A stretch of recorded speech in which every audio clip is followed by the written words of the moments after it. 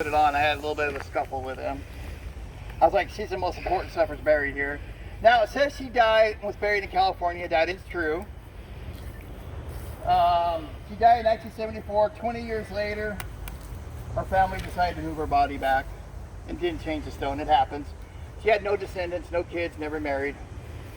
All right, so this who I feel is the most important suffrage buried in here.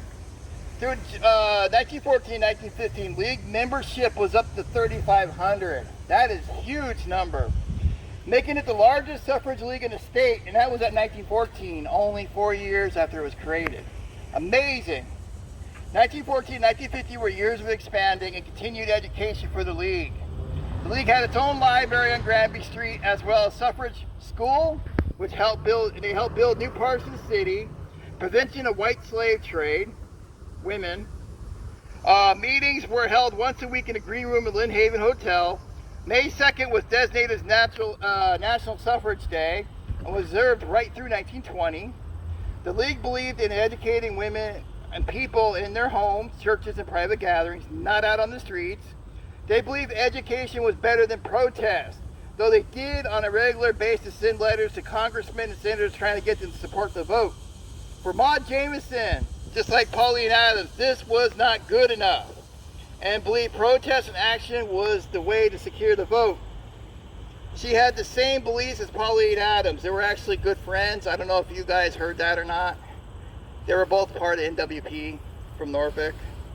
Maud Jamison was an active participant in almost all of the key National Women Party demonstrations, serving 4 prison sentences, arrested 13 times, and being one of the first 6 women together to be arrested and sentenced due to the protesting for the right to vote in North America.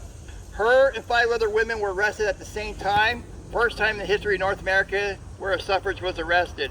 She holds that record. She's the only woman from Virginia that holds that record. What was the National Women's Party? The National Women's Party was an outgrowth of the Congressional Union for Women's Suffrage, which had been formed in 1913 by Alice Paul and Lucy Burns to fight for women's suffrage.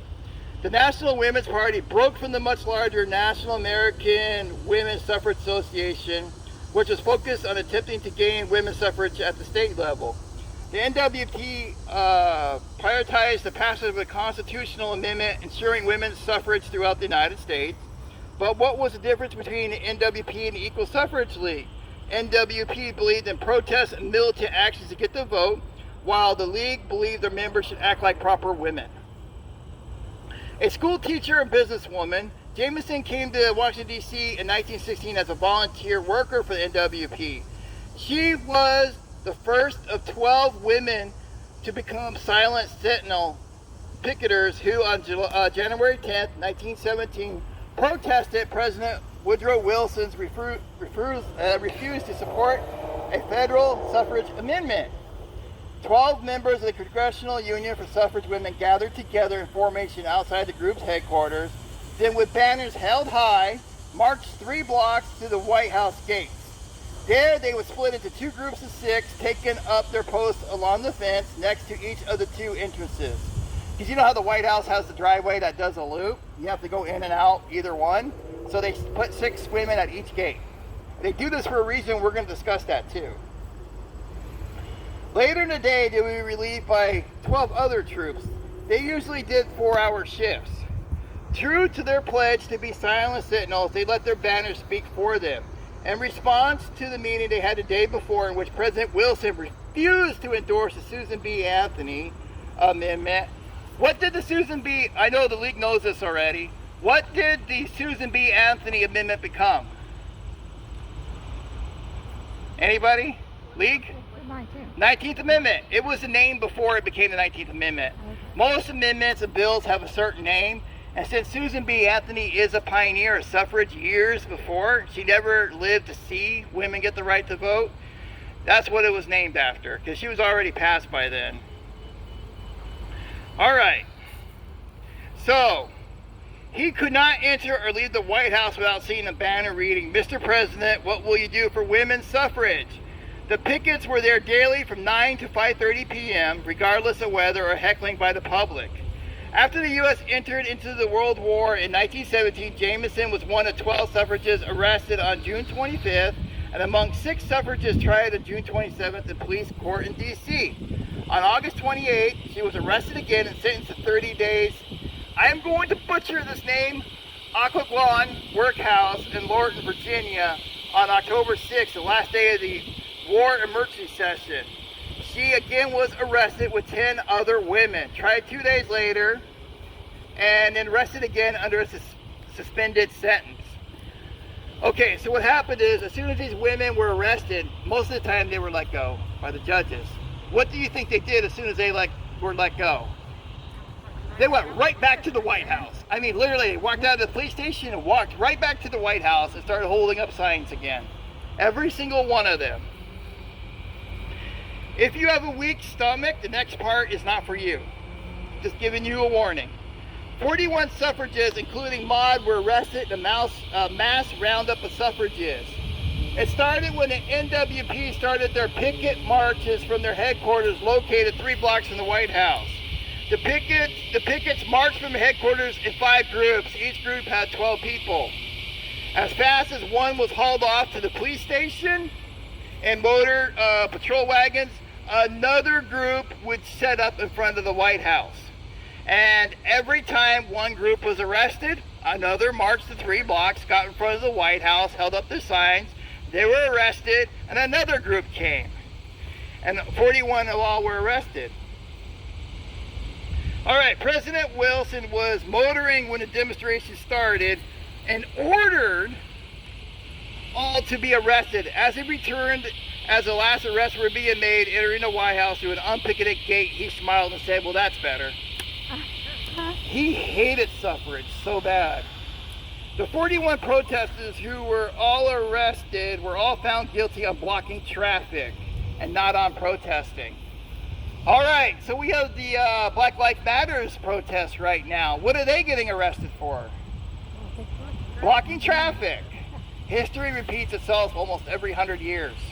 And now we're seeing now what the Black Lives Matter protesters are going through. Suffragists went through it 100 years ago.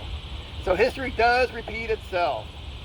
All right, so why weren't they not arrested on protesting? That was legal by the First Amendment. You can't arrest somebody for protesting in this country. So they had to have a reason. The thing is, they weren't blocking traffic, they were on the sidewalk. They were never blocking traffic. It was made up. So 31 of the 41 women, including Maud, were back in front of the White House once again and rearrested. The judge dropped the blocking traffic charge against them. This time when he went back in front of the judge, he's like, you guys got to go to prison now. You've been here 4 or 5 times already in the last week. This time they were sentenced to 4 months at the workhouse.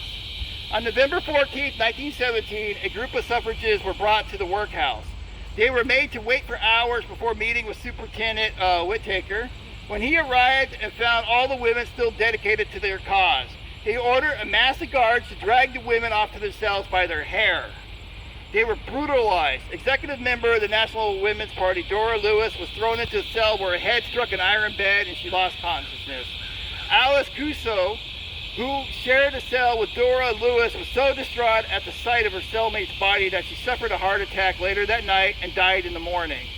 Chief organizer and editor of the Suffrage, which was the national magazine that the National Women's Party put out, Lucy Burns, one of the founding members as well, was handcuffed with her hands above her head and left to hang there overnight.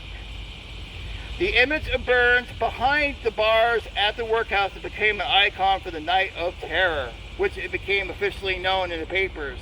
Many other women were also reported having been dragged, beaten, and otherwise sexually assaulted by prison guards.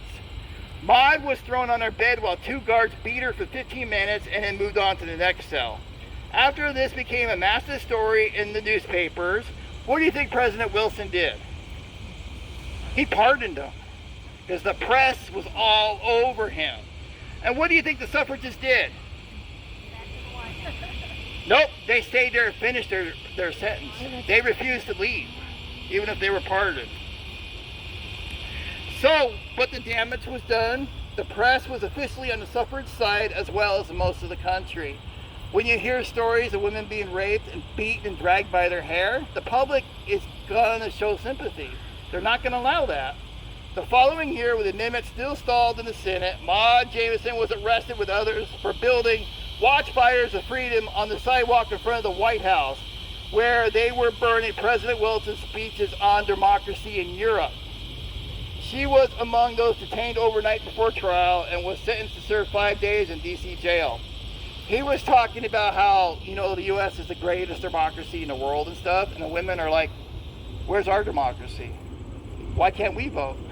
And they were taking his speeches, and they set up barrels, they lit them on fire, they print out all kinds of his speeches, and were just burning them in front of the White House. He didn't like that at all.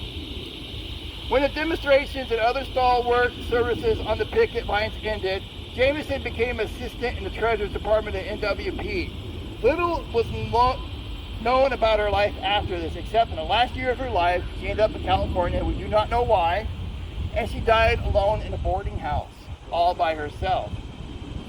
One of the greatest, and she was buried without a ceremony or stone in California. One of the greatest suffragists in the country was forgotten. The country moved on without her. So when the stone was erected, she was buried in California, but for some reason in the 90s, the family had her exhumed and moved here. For some reason, they didn't change the stone. I don't think you could do much with that anyway. Once it's in there, you can't really get it out, unless you put a line through it. But that looks pretty bad. But she is buried somewhere in here. I think you're standing on top of her. Say hi.